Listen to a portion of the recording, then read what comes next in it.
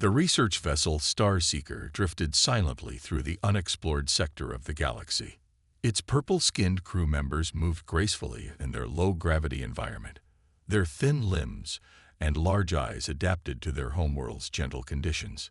Captain Reed, a veteran explorer of 30 cycles, stood at the observation deck, his 4 eyes scanning the unfamiliar star patterns ahead. "Captain, we're detecting unusual readings from the third planet in this system," reported Officer Tom, his fingers gliding over the holographic controls. "The electromagnetic signatures are structured. They appear artificial." Reed floated closer to the display, his antennae twitching with interest. The readings were indeed peculiar, regular patterns of radio waves and digital signals crisscrossing the planet's surface. "Primitive communication technology," he noted, "but the planet itself." He trailed off as the atmospheric analysis appeared on screen. The crew members all fell silent, their skin shifting to a pale lavender in shock. "This can't be right," whispered Science Officer Will. "The gravity is 9.8 meters per second squared. The atmospheric pressure is crushing. And the oxygen levels." He looked up at Reed, all 4 eyes wide with disbelief. "Captain, these conditions would kill any civilized species." Reed ordered a closer approach, maintaining a safe orbit around the blue-green world. As they circled the planet, more impossibilities revealed themselves. The surface temperature varied wildly, from scorching heat to freezing cold. Massive storms swept across vast oceans. Active volcanoes dotted the landmasses. "We're detecting movement," Tom announced. "Artificial structures, vehicles, and life signs. Billions of them." The crew gathered around the main viewport as the first images of the surface came into focus. The beings below walked upright on 2 legs, their bodies somehow supporting themselves in the crushing gravity. They moved quickly, running even, their dense muscles and robust skeletal structure allowing them to traverse their hellish world with ease. "They're building things," Will observed, his voice trembling, "without protective suits. They're just existing in these conditions." The screen showed humans constructing towering buildings, operating heavy machinery, and even submerging themselves in the deadly oceans for something called swimming. Reed watched as a group of humans played what appeared to be a recreational activity, repeatedly striking a small spherical object back and forth across a net. Their movements were quick, precise, and terrifyingly powerful. "They've evolved in this environment," he realized. "Their bodies are designed to withstand conditions that would crush our bones to dust." The most disturbing discovery came when they analyzed human biology. These creatures were filled with metals. Iron coursed through their very blood. Their bones were reinforced with calcium, making them nearly unbreakable by the standards of most known species. Their muscles were dense enough to generate forces that could bend metal. "Look at this," Will called out, his voice rising in pitch. "They deliberately expose themselves to additional gravity for entertainment. They call it weightlifting." The crew watched in horror as humans added massive weights to their already gravity-burdened bodies, lifting them repeatedly in what appeared to be some form of ritual. As the day cycle progressed, they observed humans sleeping through dangerous storms, working in scorching deserts, and even climbing frozen mountains for fun. They saw them consume substances that would be toxic to most species, including something called capsaicin that was literally a defense mechanism evolved by their plants. "We need to report this to the Federation immediately," Reed decided, his skin now a mottled pattern of purple and white, a sign of extreme stress in his species. "There's a technological civilization of, he struggled to find the right words. "Deathworlders," Will supplied quietly. "They're deathworlders who've not just survived, but thrived. They've built cities, developed technology, and created art and culture on a planet that should be impossible to inhabit." As the Starseeker prepared to transmit its findings, Reed made one final observation. "The most terrifying thing," he said, watching a human child effortlessly running and jumping in what his species would consider a lethal environment, is that they don't even realize how extraordinary they are. To them, this is normal. The report they sent to the Federation that day would change galactic society forever. Humanity's classification would need an entirely new category. They weren't just another spacefaring race. They were something else entirely. Something that could survive, even flourish, in conditions that the rest of the galaxy's species could barely comprehend. The age of human discovery had begun, and the galaxy would never be the same. Observer 12 sat in his cloaked monitoring pod, hovering high above a human city. His mission was simple: study these strange creatures in their natural habitat.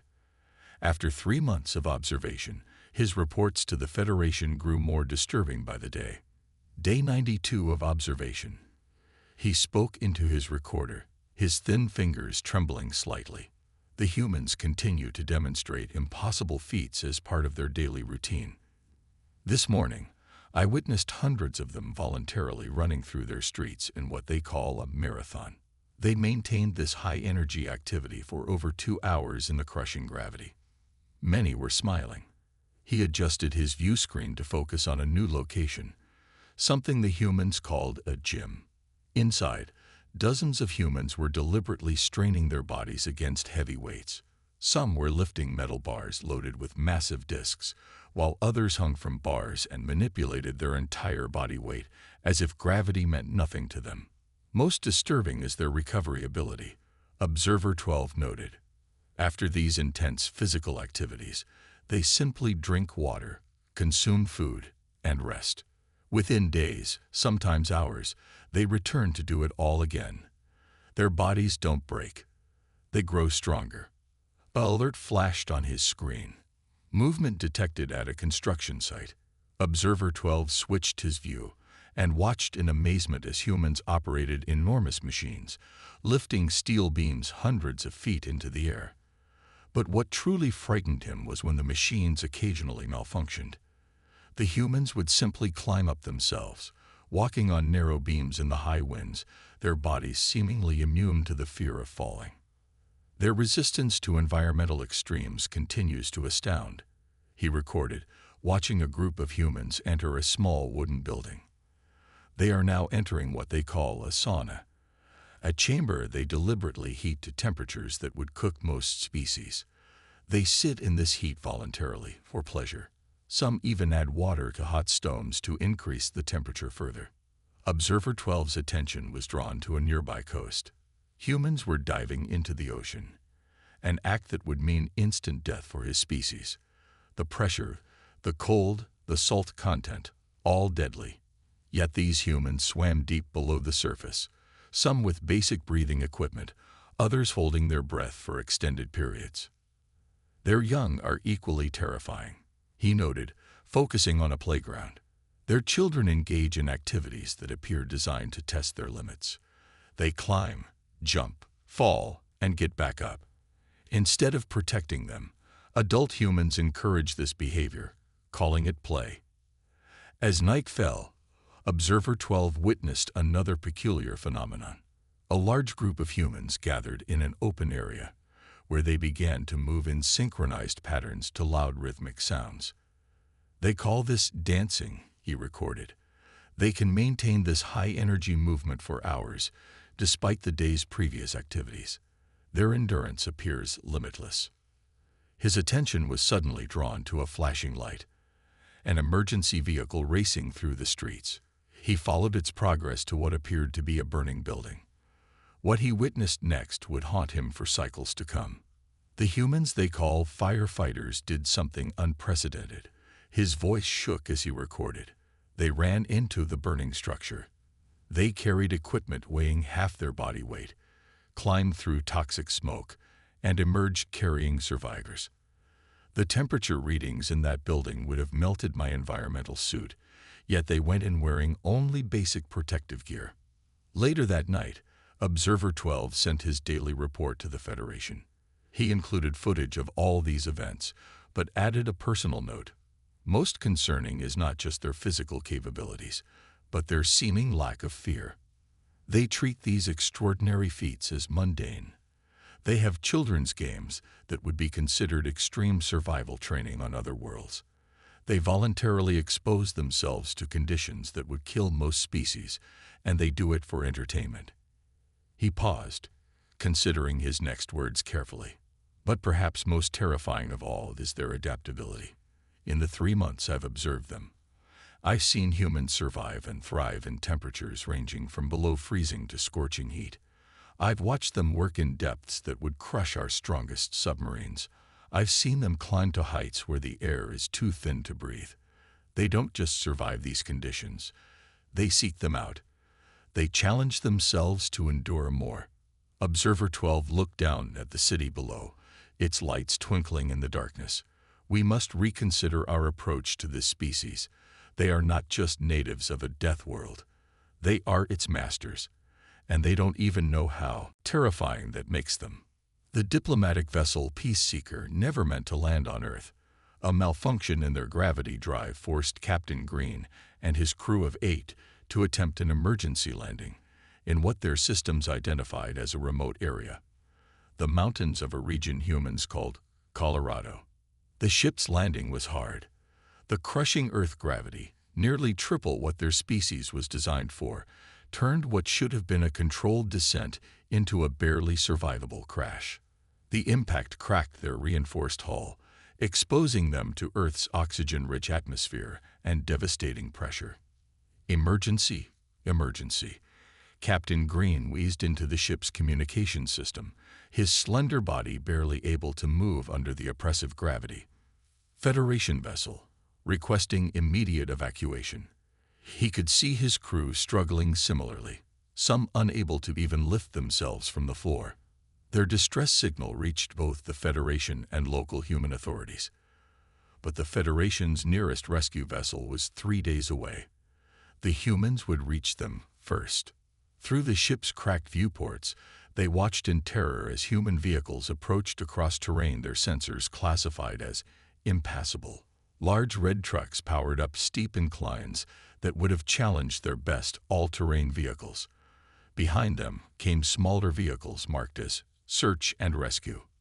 They're going to breach the hull, Officer Lee whispered in horror, watching the humans approach. The pressure difference will kill us instantly. The crew braced for death as they heard tools grinding against their ship's outer hull. But death didn't come.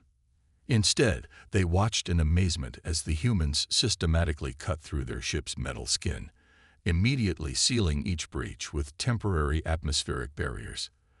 They worked with practiced efficiency, their movements sure and steady despite the extreme conditions.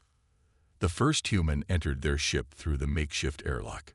Despite wearing what appeared to be minimal protective gear, just an oxygen mask and some basic clothing, they moved with ease in the gravity that had completely incapacitated the alien crew. The human reached Captain Green first.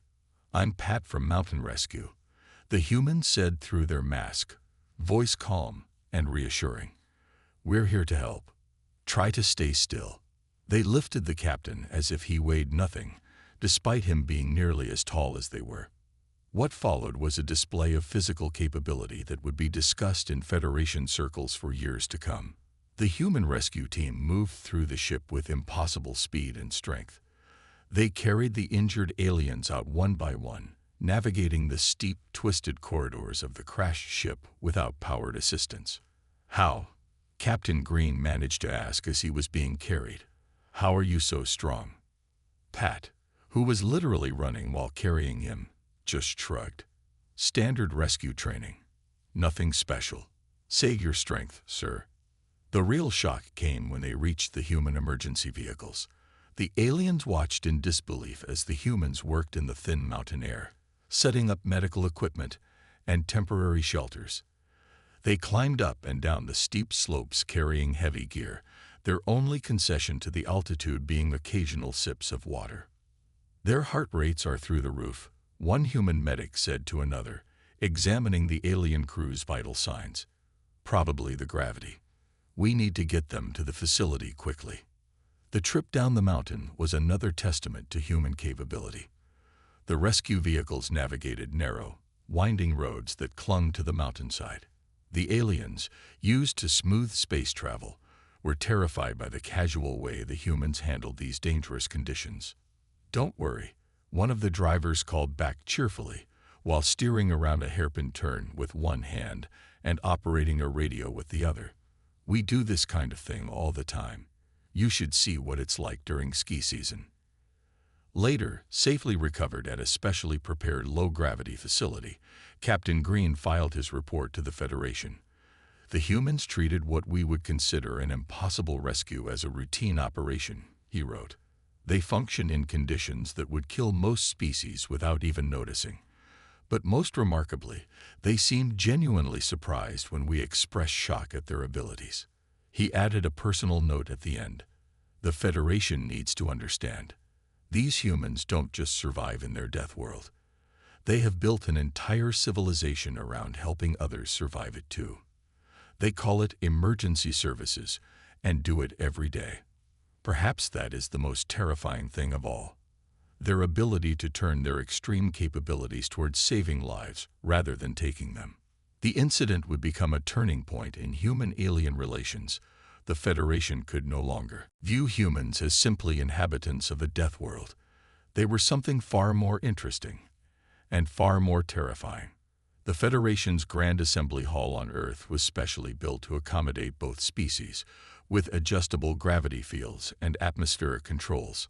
Today, it hosted the first official cultural exchange program between humans and aliens. The alien delegates sat in their reinforced hover chairs, watching the presentation about human recreational activities with growing horror.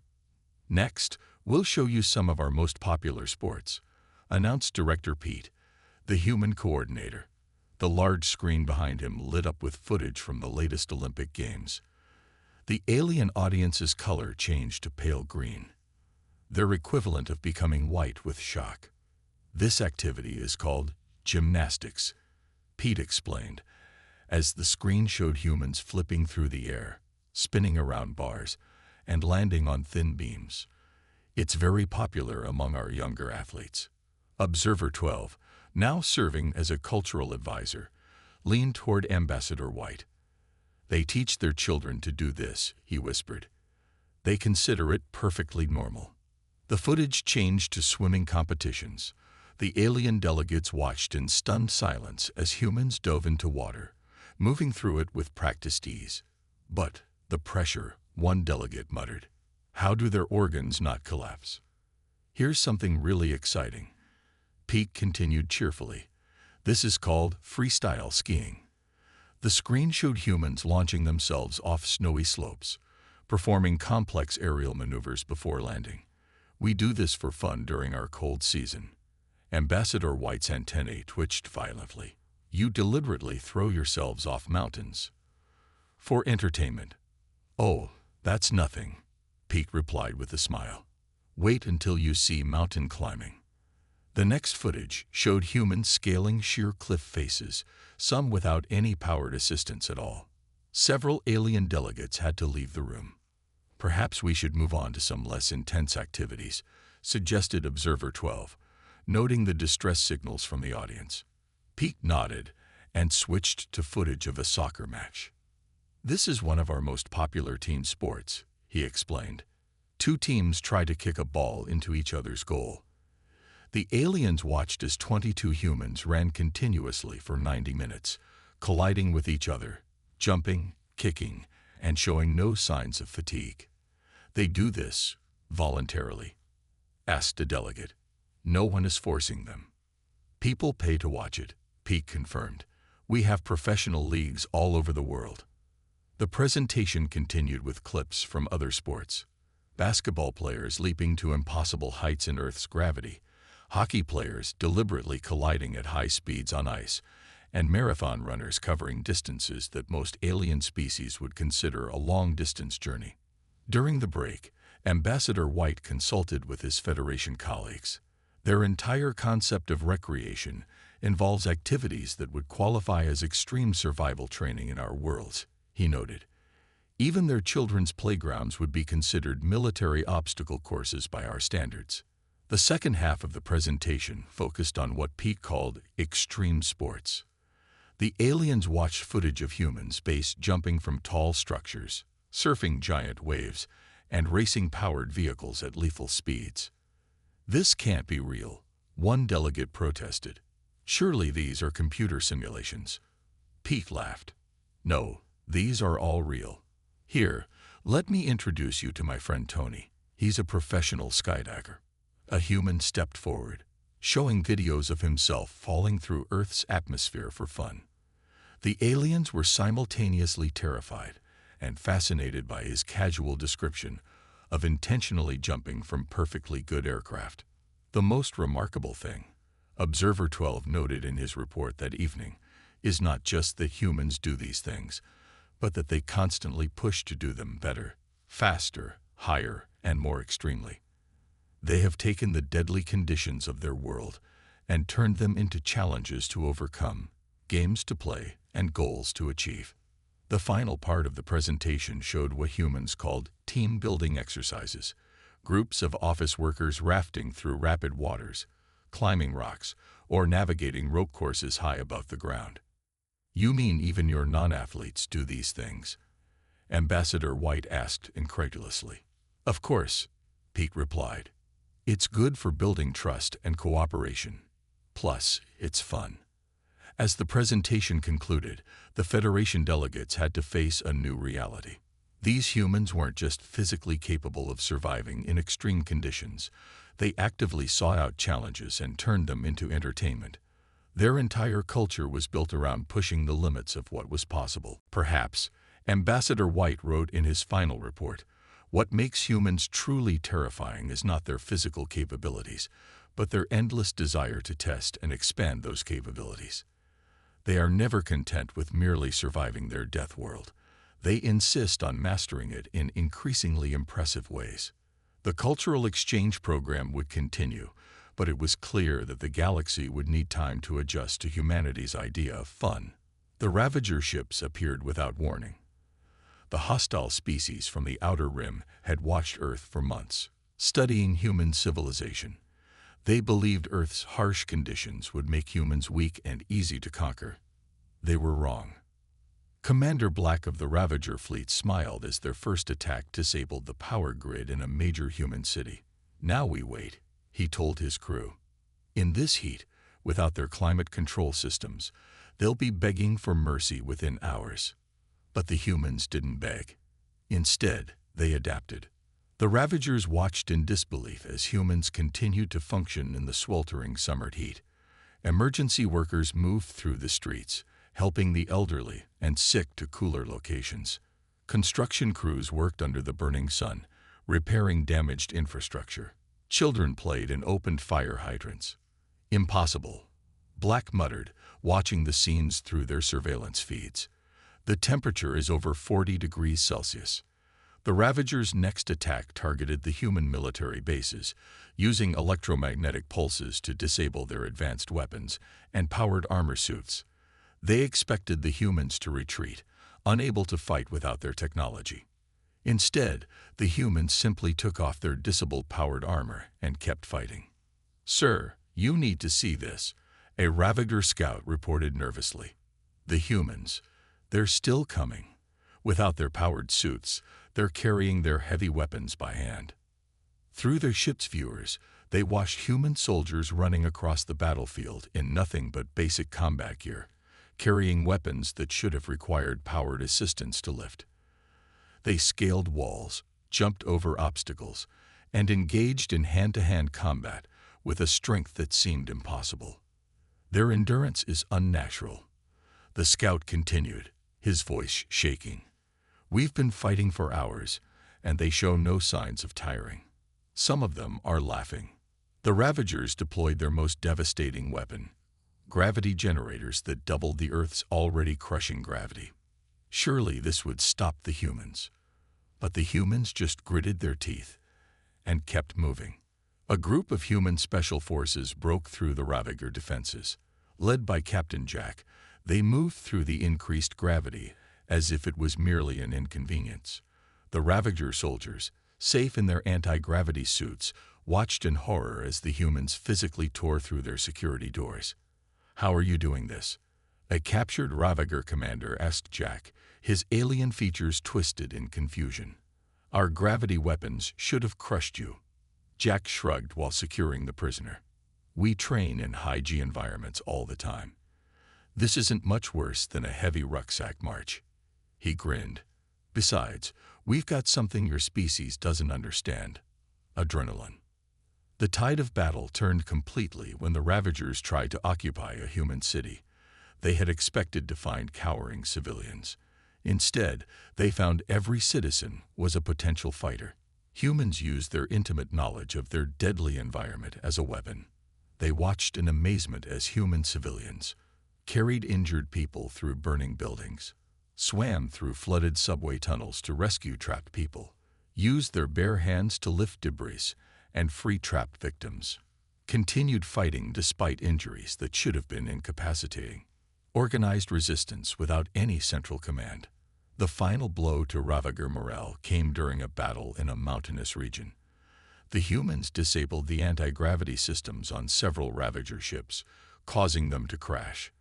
While the Ravager crews lay helpless in Earth's gravity, human mountain rescue teams scaled the cliffs to save them. The same humans they had been fighting minutes before. Why? A Ravager soldier asked as a human rescuer carried him to safety. We're your enemies. Because we can help, the rescuer replied simply. So we will. Commander Black's final report to his superiors was brief. Do not attempt further invasion of Earth. These humans are not just surviving in a death world.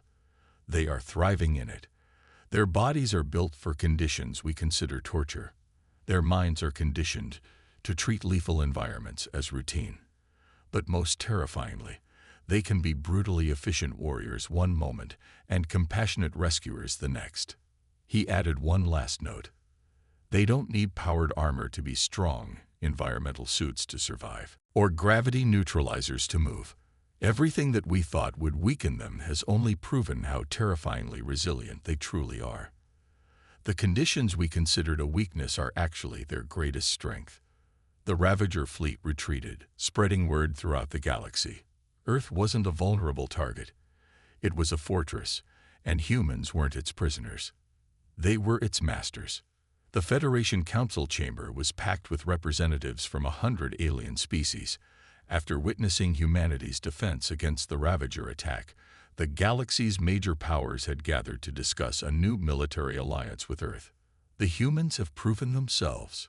Ambassador White addressed the council, his hover chair positioned at the center of the chamber. What we once feared about them may be exactly what our galaxy needs. The chamber's screens displayed footage from recent events. A human rescue team working in the toxic atmosphere of a mining colony on Jupiter's moon. Earth's Navy diving deeper than any other species could survive to rescue a stranded alien submarine. Human firefighters entering burning buildings on a space station without waiting for their powered suits to charge. In just 6 months, White continued, human emergency responders have completed missions that we considered impossible. They've saved thousands of lives across 17 worlds. A military commander stepped forward, her 4 arms moving in agitation. But they're terrifying. You've seen what they can do. Last week, a single human lifted a crashed shuttle's landing gear to free a trapped crew. Without any power assistance. Exactly, White replied. And that same strength that terrifies you was used to save lives. Let me show you something else. The screens changed to show human peacekeeping forces in action. A human soldier carrying 2 injured aliens through a battlefield. A team of humans repairing a habitat dome in lethal radiation without protective suits. Human divers swimming through pressure levels that would crush most species. Earth's special forces running in gravity 3 times stronger than their homeworld. Humans don't just survive in conditions we find lethal, White explained. They excel in them, and are willing to use these abilities to help others. Observer 12, now a senior xenologist, shared his latest research. We've discovered something remarkable about humans. Their bodies actually get stronger when faced with challenging conditions. They call it adaptation. The more they push their limits, the more those limits expand. The council murmured in disbelief as they watched footage of human training exercises. Soldiers running with heavy packs, swimmers holding their breath for impossible lengths of time, rescue teams practicing in simulated toxic environments.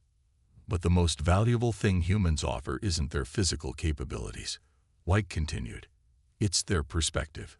What we see as lethal conditions, they see as challenges to overcome. Where we see impossible obstacles, they see problems to solve. The screen showed more examples. Human engineers redesigning alien equipment to work in extreme conditions. Earth scientists developing new survival techniques.